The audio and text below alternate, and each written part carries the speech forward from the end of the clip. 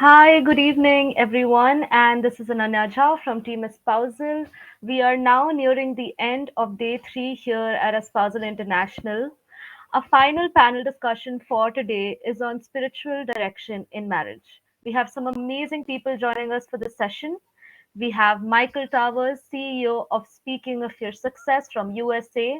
We have Raymond Roane from Roane Enterprise USA. Edward E. Mosley Jr. is also joining us today. He's the CEO slash author and speaker at Edward E. Mosley Jr. USA. He's also the moderator for this session. We have Arthur Cramazzi. He's the owner of Avalon Castle Resort. He's from Indonesia. And last but not the least, we have Ayanna Mills Ambrose. She is a coach, author, speaker at Thank Mills USA. So good luck to all the panelists and over to you, Edward. Thank you. Hello, everyone. How are we doing today? Can you hear Hey, me, all. Arthur? Hey, I can hear hey. you perfectly. Awesome, I can as awesome. Well, well. I can hear you. okay, cool. Well, I Mhm. think we are looking for one other person. I think we're looking for not Arthur. Looking for Michael. Yeah, Arthur's Is here. Mi- He's yeah, I standing right see next you. to me. We're going to give him a couple more seconds just to see if he may be having difficulty. So, Arthur, you are in Indonesia, In Bali, I am. Bali. Wow, never been there. Really? You should come. No. It's cool. A lot of great golf courses. You know, there probably is. There's people coming do golf here all the time. I'm not really much of a golfer. Uh, cool. In Ayanna, correct? Yes, And where are you at? I am in Atlanta, Georgia. Well, I've how been to cool is Atlanta that? before. Oh, yeah. Where are Yeah, you I've been from, to Edward? Atlanta. I'm actually originally from Dallas, Texas, but I'm in the Washington D.C. area. Uh-huh. I'm a Oh, so little you're south of D.C. like right next to Ayanna. Yeah, Yeah, I I think it's know. like probably about what 8 hour drive. Yeah, about 8 to 10 hour drive. Hmm. Yeah. It's a little longer to drive to Bali. Yeah, Just you may need a boat, a flight, a car. What they say, planes, trains, and automobiles, There all you go. combined. Yeah. So we're going to go ahead and get started, and hopefully Michael will get everything situated. So today's topic is something that's very dear and close to me, um, the spiritual direction of marriage, and I kind of want to. I don't want to put it in a box, but I want the spiritualness to come out rather than the religious side of what it is. A lot of times, I think we get so wrapped up into our personal religions, and that's the box that we put relationships and marriages in. And I think for me, I look at it more from a spiritual connection with the person that I'm in a relationship with, and I am because I'm my own individual person. And when two We hope so. people, right, great point. And And but when it two doesn't people always come, work that way, right? Because it, it, sometimes it people become reflections of their partner, and this is yep, where some of the problems come from. right. So what I want to read first before we get started is this passage. It's from a book called Ways of Wisdom, Readings of the Good Life by Steve Smith. And what it says is, I will become what I am, for I am not wholly myself. I have not become the person I am capable of becoming. Within me is a person wanting to emerge, a potential seeking to become real. The good life for me lies in expressing what I am, in growing as a person and becoming more fully myself. And I think that's really key because, to your point, Arthur, sometimes we lose ourselves when we become in a marriage and we become individually silent because we always focus on the marriage or the religious piece of it. And so I want to kind of open that up and just kind of ask each of you all, what does spiritual direction in marriage mean to you? Ayanna, how about And you? Why don't you start? Because yeah, Yeah, we'll I let got ladies a go first. whole slew of stuff to talk about. yes. Well, I'll definitely jump on in. I married my high school sweetheart about a year and a half ago. So I'm happily married, and it's actually both of our second marriage. And what I will say is that spiritual direction is something that you recognize before you get married. You go into marriage knowing that it's two people and you will not always agree on everything. The spiritual path in marriage lets you know that you will agree to turn to this belief or this way of doing things if you should encounter a problem, and also to go about your daily lives, because no two people are the same. Everyone is different and we will have differences. But the spiritual piece is kind of like the tiebreaker, lets us know which way we should go. And it also lets us know that we do not know everything, that we submit to not know everything. And then that helps us to submit to one another so that we can always stay on the same team. So spiritual direction in marriage for me is knowing that going into marriage, that you are using this to guide you in life, and if you should have a problem within the marriage between the two of you. And we're gonna let Brilliant. Arthur. Yeah, we're gonna let Hey, Arthur. Come. Ramon is There in. is Hello, Ramon. Ramon. I think he's still trying to connect, but we're gonna let Okay, no worries. Arthur So let say. me just kind of But, hey, go a Arthur, little before bit you go there, on. I know you want to go, but hold on a second. She said a Okay, key I'm word. holding. I'm holding. She said a key word. She said submit. Everybody has problems with that word. Everybody. So now go. All right. Okay. So let me give you a little bit of my background first of all. Okay. So the element of I'm a scientist essentially. So I've done a whole bunch of research on group dynamics, psychology Yeah. of how people act and react to each other in groups, and well, basically how that affects people, right? So ultimately, you know, when you're like with one group of people, you're in a certain, you have certain behaviors, and sometimes you're like, wow, and other times you're like, oh my God, right? And there's an actual predictable science to that. So for me, the element of spirituality essentially goes back to something that you had originally said, Edward, which is knowing yourself, okay? Understanding who you are, but more also, one of the key things that people don't actually think about is knowing who you are when you're with someone else and how you are affecting that person. See, because that's a key thing. You do have an effect on people. Your actions will create reactions from other people. And those reactions can be great, they can be empowering, or they can be disempowering. And ultimately, I mean, when we're in a marriage, ultimately the key factor is, does your partner make you a better version of yourself? I mean, that's really the key. If you feel that, or if that is what you aspire to attain, okay, and you're working towards understanding yourself from that perspective, okay, how can I make my partner a better version of themselves? Then you are destined for success. So you said a lot. Michael, can you hear us? I can hear you. Can you hear me? Awesome. Yep, Yes, we we can. got you. Okay. Got you. Welcome, Okay. welcome, welcome. Thank So you. you came in on some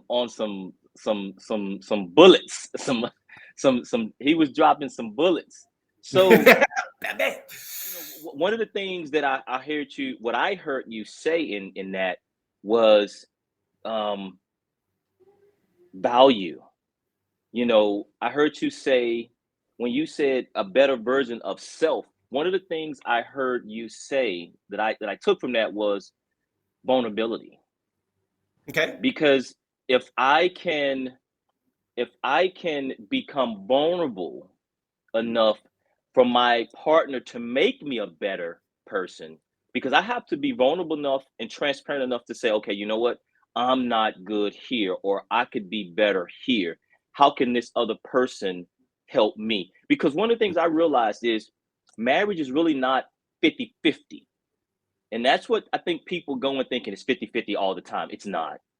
It is a compromise. One moment it may be 20 your way, 80 my way. The next minute it could be 75-25. But it goes back to your point.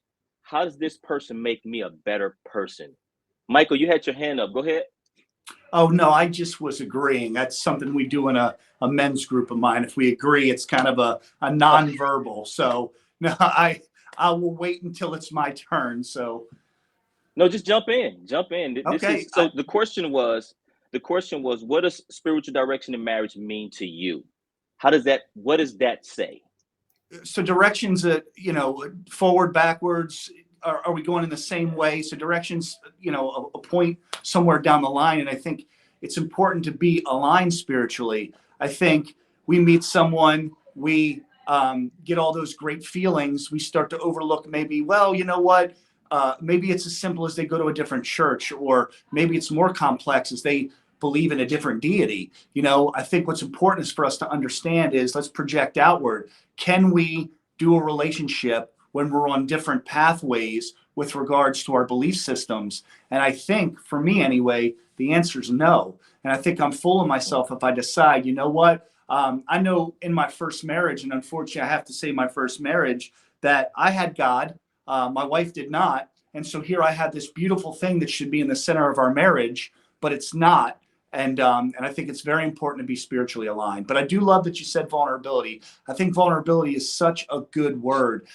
It is like handing your partner a gun that's loaded and asking them not to shoot you with it. I think that's vulnerability, is opening them up and being able to be molded and admitting brokenness. But I think it's important, because how can we grow if we've already, got it all together? And if we got to hold on to this front that we're okay, and not say, you know what, baby, I could grow in this area. I could use your help. And the other thing is, I think it's hard to take blame and accountability, which is, I think, important in relationships, because we're not going to say, hey, my bad, I'm sorry. How can I make this right if we're not vulnerable? Well, can I interject here?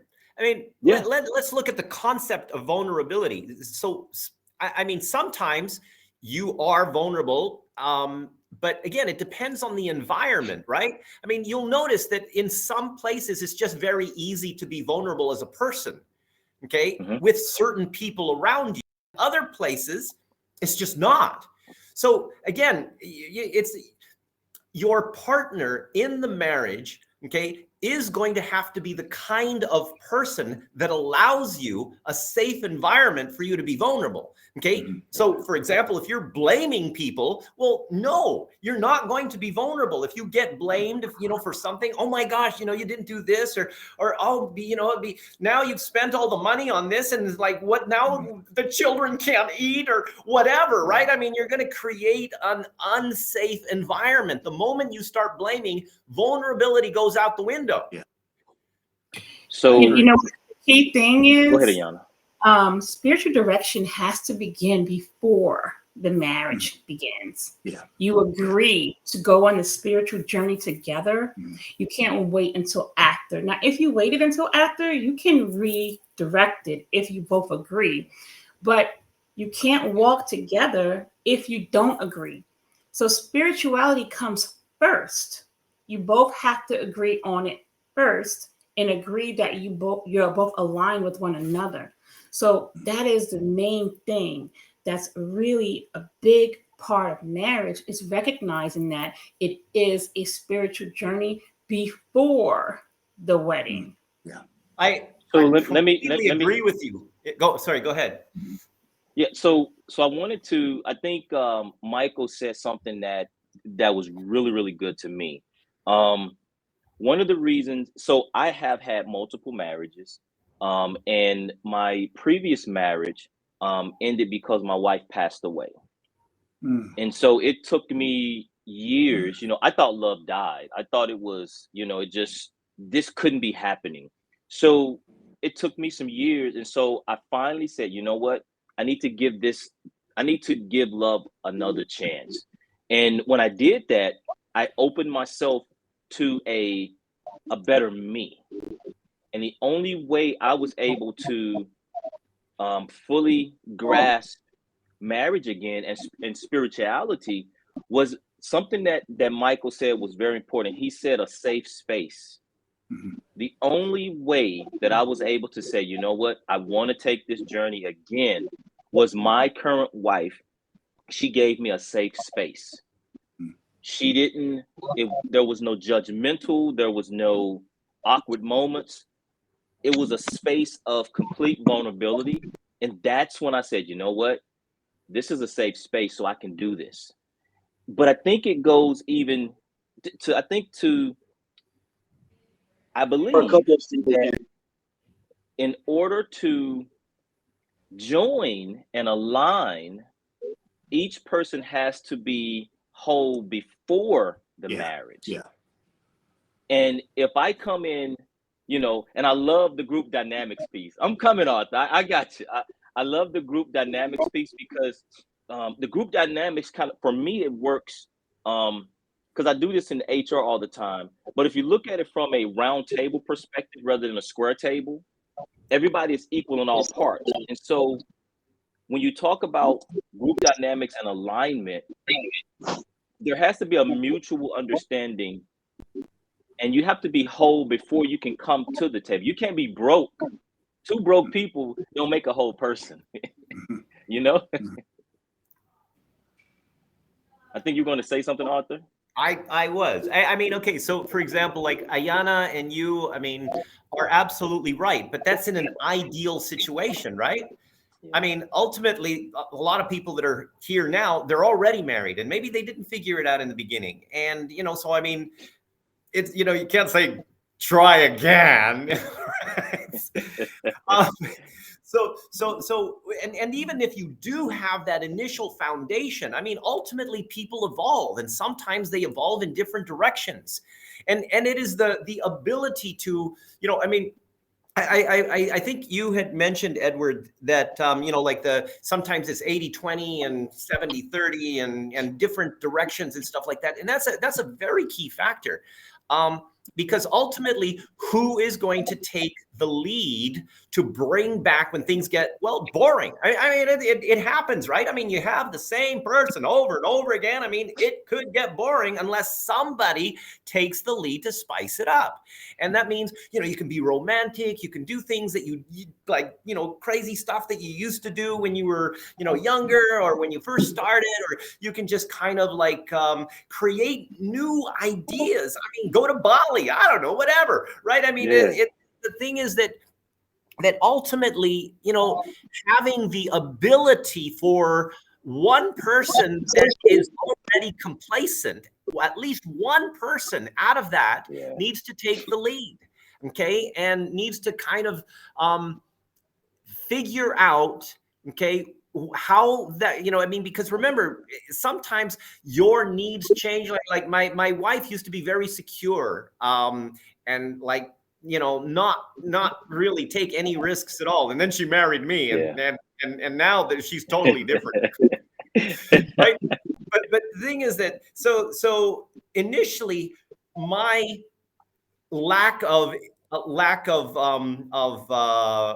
would say lack of risk adversity, and her major amount of risk adversity had some kind of clashes, right? Yeah. But then, I kind of came down and she kind of came up, and we kind of met in the middle. And sometimes I'm still a little bit too crazy for her, but it's okay, because, and she has also gone to places in her own world where she has developed herself by herself. Important is sometimes we want to just kind of grab and mold them and keep them and let them have their own journeys. So, because you're afraid that maybe they're going to leave you if they become too great or too successful or something like that. And sometimes, I mean, sometimes it happens. But if you keep coming back to bringing people together or bringing each other together, then, it's gonna always, at least there's always somebody there, okay, whether it's you or your partner, to bring you back. And that's an agreement that I think, should be made as well. If I'm not doing it, you should do it and bring me back until I can do it too. Yeah, you hit some really good points. And I agree with you, because when I got married, I'm a risk taker. As long as I understand all of the options, I call them options. As long as I understand all of the options or the directions within this risk, and I figure out which one I can accept, then I'm gonna take it. But my wife wasn't like that. She looks at the options and she's like, well, no, I like this one. And so we had to, like you said, we had to come in the middle, and we met. And sometimes I have to say, you know what, okay, I can't take that risk because she doesn't like that risk. And at the same time, I think we in a marriage or any relationship, everybody needs their space. And so when I go golf and she goes to get her nails done, or she goes to do this, or if it's just her reading a book um, on the couch, or just journaling, I don't have to be directly next to her, because that's her space, that's her time, that's a moment that she may need. We can be in the same room, I can see her, but I don't. You kind of got to give everybody room to grow in their own way. And if there's I don't call them disagreement. I think we have conversation that we may not see eye to eye at that exact moment. So what I have learned and she have learned about me is sometimes we just can't get the answer right now. We have to let each other process it in our own moment. We walk away from it and we come back to it. And that's something that has helped us. That's an example that I wanted to give that helped us in our journey. Is the topic may be really tough. She may have a perception. I may have a perception. And what I had to do, I had to say, okay, this is what you said. This is how I'm interpreting what you said. Is this what you meant? And what we found was, when she was saying something, I was interpreting it one way, but that's not what she meant. I said, okay, so what is it that you mean, so I can understand it this way? And that has really helped us. That's something that has really helped us over the years, that I repeated what she said and I explained to her my interpretation of what she said. And so that's something that I think has really helped us. What are some other examples that you all have used, that has helped you all move forward? Michael, can you hear us? Okay, Yeah, I can I just can. share Martha, something? can you hear us? Yeah, I wanted to say that I think one of the best statements we can make for a conversation like this is, we want to be the partner that the partner that we're looking for is looking for, right? And I think it goes to both what Ayanna and Edward are saying. Edward, you're saying it's tough to go into something broken, right? So I think that we've got to be the best versions of ourselves. Now, in America, we're talking about a 50% fail rate with marriage. So what Ayanna, Edward, Arthur, and I believe doesn't happen. We don't go into it well a lot of times, but the goal has to be, like Ayanna said, to be spiritually aligned going in, to have those conversations. Do I want to have a baby? Do I not? Do we believe in the same things? What's our faith look like? Do we go to church on Sundays, right?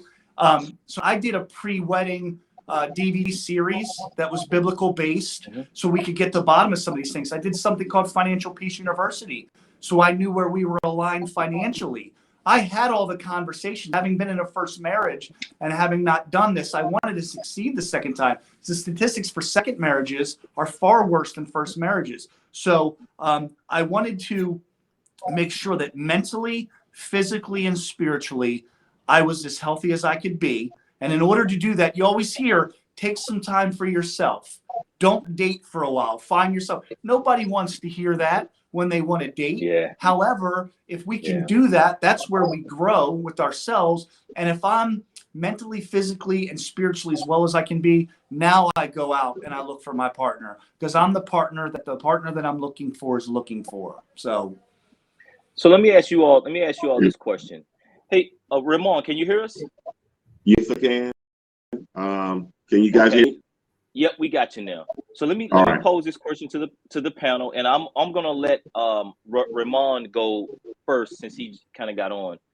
How Thank you. often, when it comes to the fail rate, I would say the divorce rate is really high to Michael's point, definitely in the US.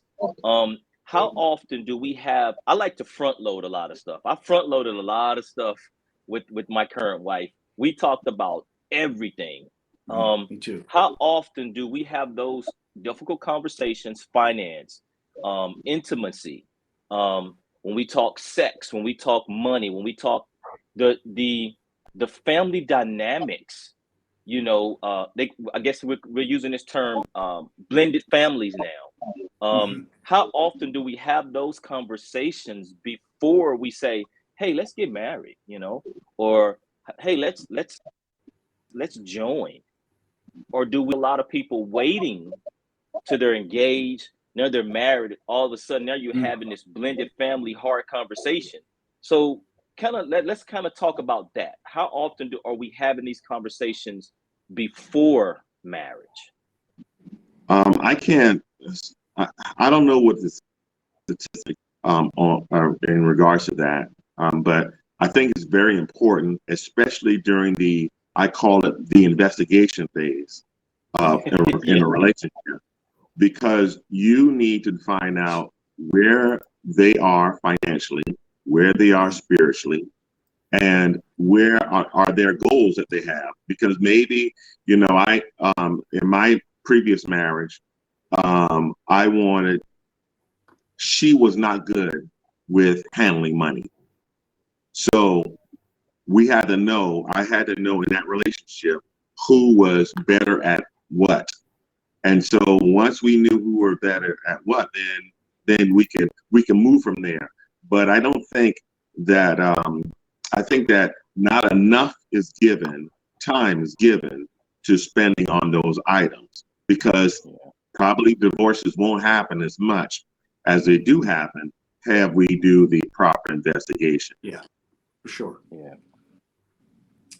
And one more thing, also that sometimes we're not where we want to be at in life, Mhm. where we want to be at. But there's a poem that I read when I was a teenager, that a friend accepts you for who you are and invites you to grow. We all don't grow at the same rate. So some of us it's going to take a little longer to grow to get to where we want to be at. And as a partner, we should be patient with that individual. Yeah. If I can jump in on that while that's fresh, my wife struggled during the pandemic. 2 years, a lot of what she did on the day-to-day changed because she wasn't going into work, and that had negative. It affected her mental health profoundly, and so sometimes we can be on the right path, and sometimes things can happen, and our partner might veer off the path. And when that happens, we don't. I know in my faith, I don't get the opportunity to say, okay, I'm going to get a new one. I'm gonna lead and walk alongside my wife. Edward, I have a budget meeting every month with my wife. We do a zero Yeah. budget. We know where Yeah. every dollar's going. And I have to, when you say vulnerability, going into the marriage, I have to say, look, I'm horrible with money because I'm an emotional spirit. So I got to give you all my cards and you give me some cash. And that's how we do things. And it doesn't make me bad, right? It just makes me cognizant of where my issues are, and me love my wife to give her the control. I lack it, right? But we have these Yeah. conversations every month. And I think the sex Yeah. question is a great question because my wife was the first woman that I honored and waited for marriage before we had sex, which I got to tell you, it's like, man, what if it sucks? Here's the deal. You honor Yeah. God with that, Yeah. and it ain't going to suck. Yeah. But it's still important to discuss with someone that's never had that kind of background. Is as a male, a lot of times being proactive with sexual activity for me anyway, for a man that lost a marriage due to infidelity, which was not my ex-wife's fault. I don't ever want to communicate that. But what I want to say is that when I feel a certain way or I'm thinking a certain way, there's a way that I can put that fire out in the marriage, right? And that's what I do proactively. And I think that discussion needs to happen. So money, sex, and yes, spirituality, 100%. I really appreciate every one of you. You guys are so smart. I think one of the things that I think is important is, and I advise people all the time is, and this is a huge question, is if you take sex out of the relationship, or especially when you're in that, I like how Ramon put it, the investigation stage. Yeah, it's if huge.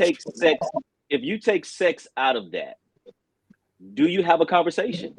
Can you have a legitimate conversation riding down the road or at a restaurant if you take sex out of it? And that's huge. I gotta say, I've never heard that question before, and I think that question's a game changer. I can tell you today, 100% yes.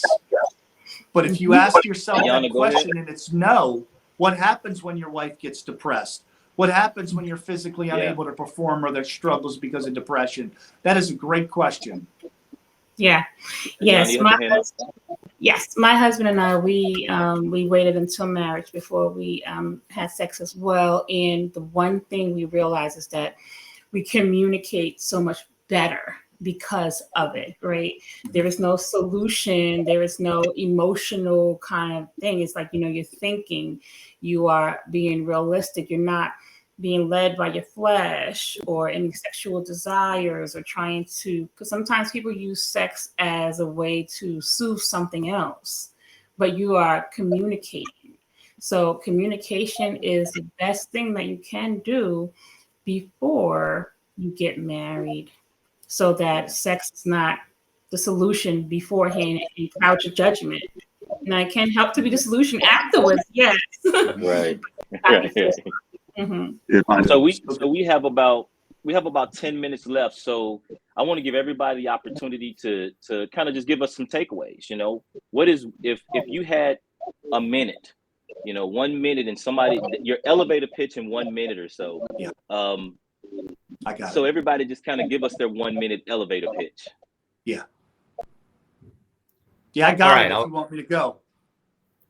Yeah, whoever. Go for it. You can go. All right. I think that love is like a Venn diagram. This is not an original thought, but when you talk about 3 overlapping circles, you have your circle and the things that make Michael, and I have the circle that makes Christina, the things that make Christina, and then I have that overlapping circle which makes us. And I think a lot of times in marriage, what happens is, say I walk into a marriage and I like to play poker with my friends, or, I like to play basketball on Saturdays, or I go to church regularly. I belong to small groups within my church. When I like to play golf, and then all of a sudden you get into a marriage and your wife says, I wish you wouldn't play golf so much. Or, Wednesday night poker nights, I wish you were home with me. And then we start changing who we are. And then when that happens, eventually our wife looks at us and goes, I don't know who you are anymore. I'm not in love with you anymore. And I think a lot of times when we come into marriage, we leave the things that make us behind, or to make each individual ourselves behind, to become a whole. And then we change who we are. And I think it's very important to make sure we keep our own individuality while you find identity in the marriage. Right. Awesome. I'd like to go back to something that Edward was talking about. Sometimes you just, you're talking to some, your partner, and you ask them, and you're being very clear, and you ask them, do you understand? And they say, yes, I do. And then they do something completely different. And, you're thinking, oh my gosh, and you have this frustration, and you have, it's like, why can't, it's obvious, this is common sense, and things like this.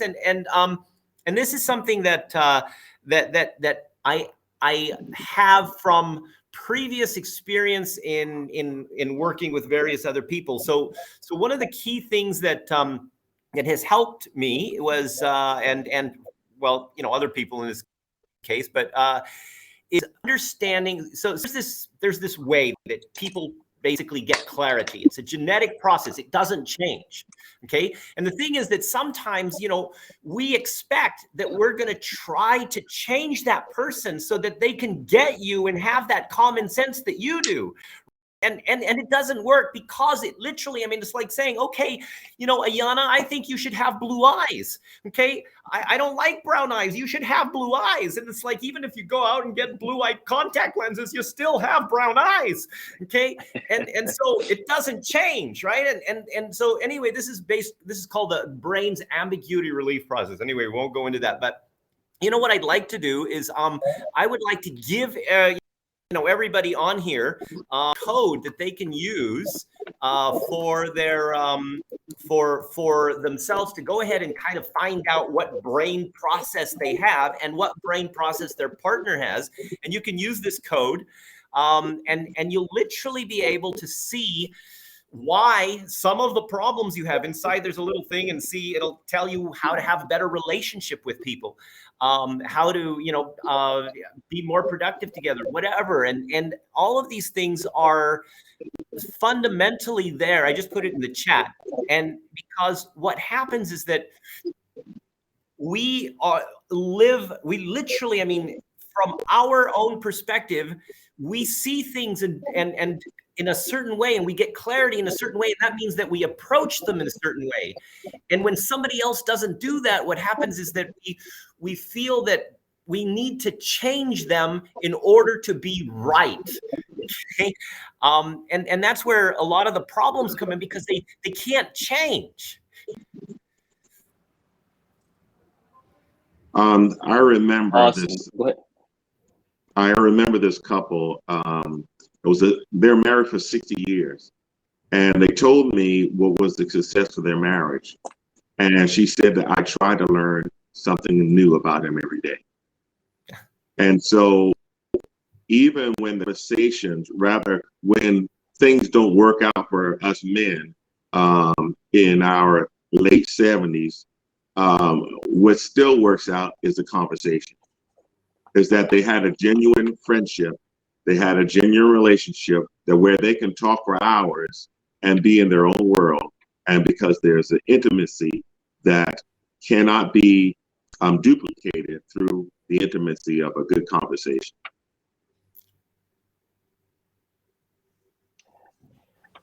Ayanna, you want to? Yes. Mm-hmm. So faith, family, finances, friends, fun, future.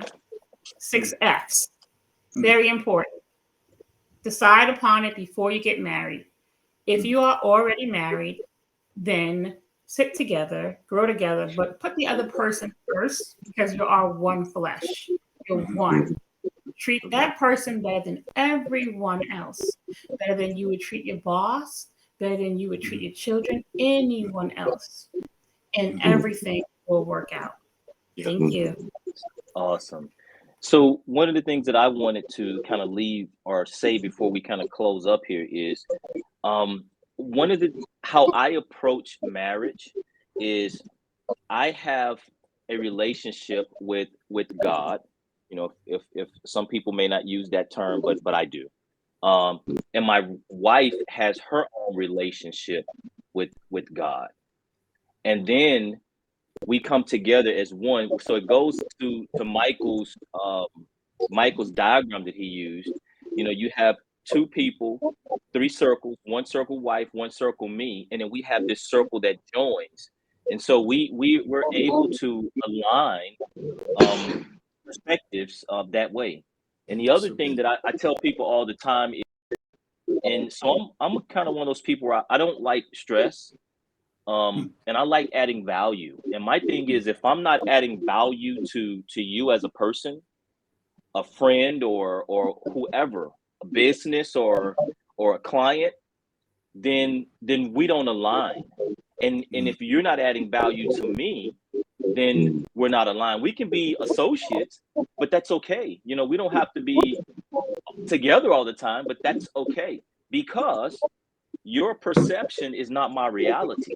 And I think we're so focused on another person's perception, but that may not be our reality.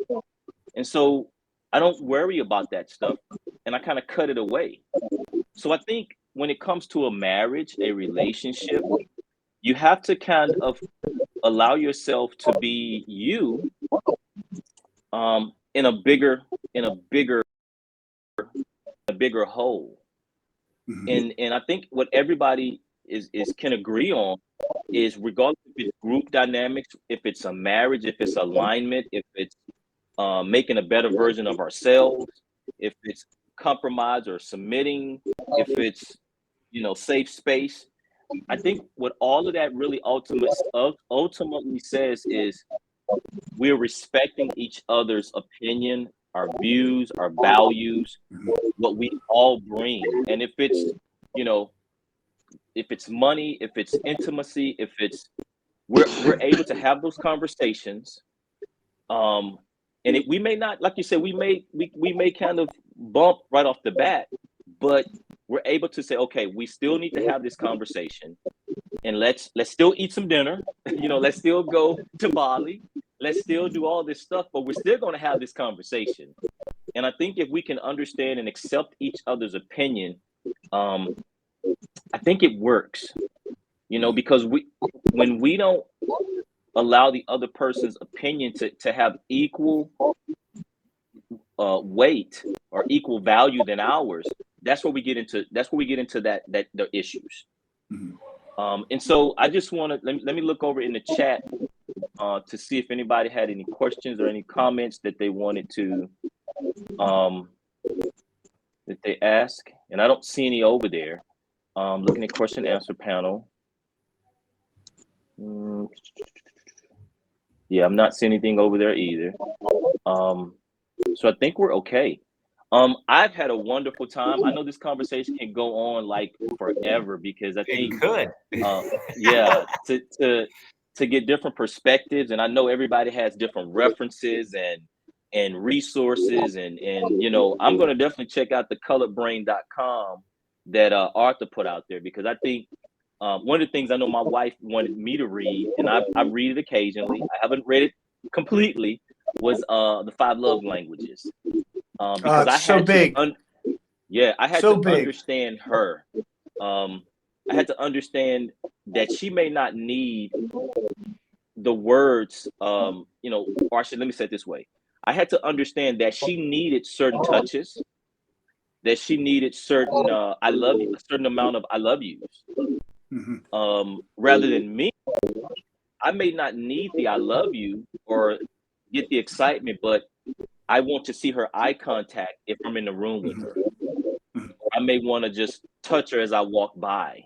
It's those little things that we have to understand about each other's needs in order for us to be able to fully feel valued and accepted and whole in that relationship. So, I have everybody's contact. I'm going to try to keep in touch with everybody, because I would really love to continue this in a bigger, broader spectrum. And even if it's some sessions that we can do, because I think this is important.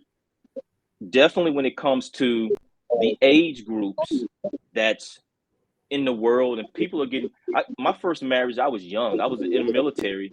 I was, 20 years old. Now I'm 51. My perspective now about what's valuable and important to me is totally different than what it was, in my younger years. I value certain things more. And so that's important. So, I want to wish everybody safe travels and safe and greatness in their marriages and their relationships. And I definitely would like to stay in touch and do this topic again on a bigger, broader spectrum. It's been a pleasure. Likewise. So I'll be in touch with everybody. And I just want to thank Espousal for, allowing us this opportunity to, because I think this is huge. I've been to some actual in-person expos, but I think when you do kind of in-person expos, it doesn't expose you to people like Arthur that's in Bali, or somebody that's in Indonesia. You only get kind of what's in your local area and that local perspective. But some of the topics you never, you see dresses, you see, talks about trips, but you never have real in-depth conversations like this. And I think that's huge. So definitely want to give them a big shout out for just bringing this, and hope that we were able to impact and just, you know, provide some scope and insight to those that are watching, and you know, hope they bring us back. And so Yes, I think agree. I'm Thank going you, to turn it back Espousal. over to yeah, I'm going to turn it back over to Espousal so they can I guess wrap us up or close us out.